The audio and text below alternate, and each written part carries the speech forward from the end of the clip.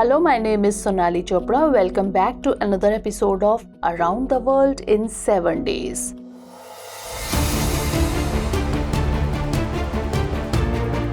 There is a very famous saying that two swords cannot remain in one sheath. This saying seems to apply well in the Cold War between America and Russia and the Cold War 2.0 between America and China. China and America have been at loggerheads with each other for years in the fight for supremacy. But this battle of rivalry has now started cooling down. Now the situation seems to be changing. America and China, which were staunch opponents of each other, have now started showing warmth in relations. In fact, China and America have been making many efforts to improve their relations for some time.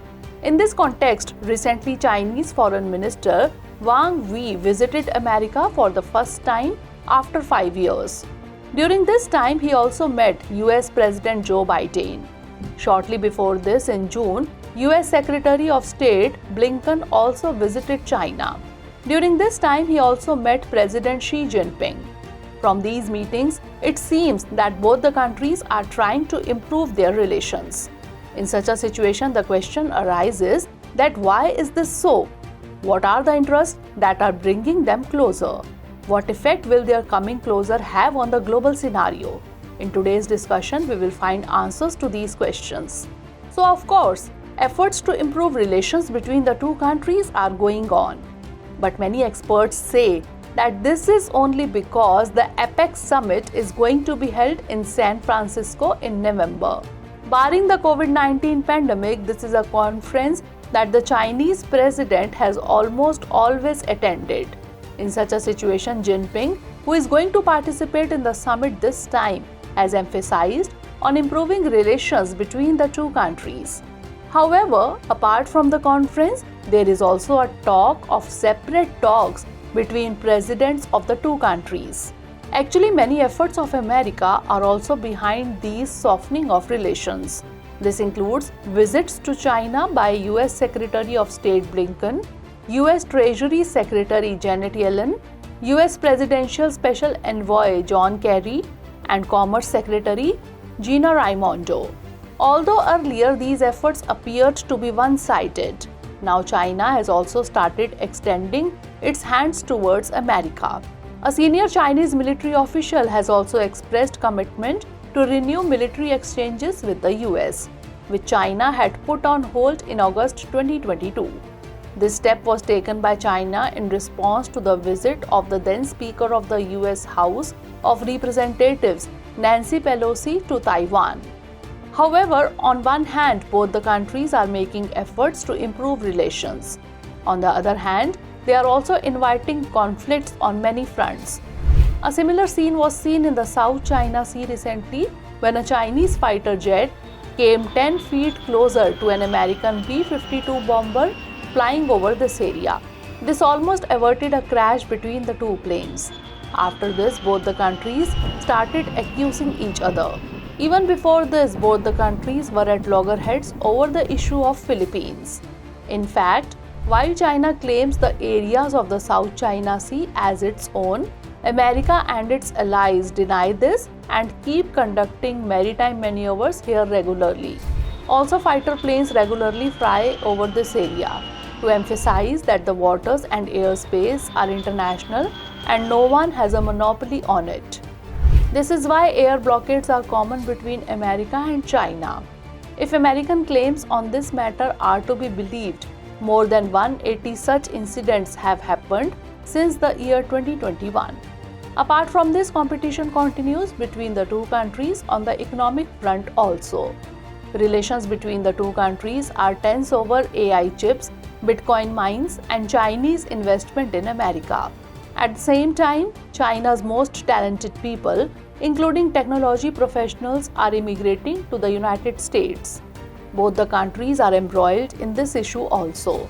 Both countries have also accused each other of spying on several occasions. This also shows a strong link of distrust between the two. Apart from this, China and America are also standing face to face regarding their respective friendly countries.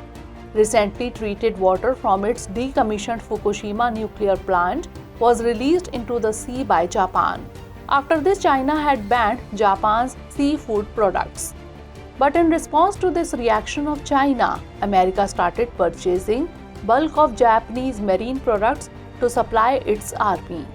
Here, the conflict between the two countries continues amid the Israel and Hamas dispute, while there are differences between the two countries regarding the Quad, Camp David Conference, etc.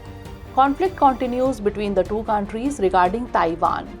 In such a situation, in view of the presidential elections going to be held in Taiwan in the coming days, there are speculations that the relations between the two countries will deteriorate.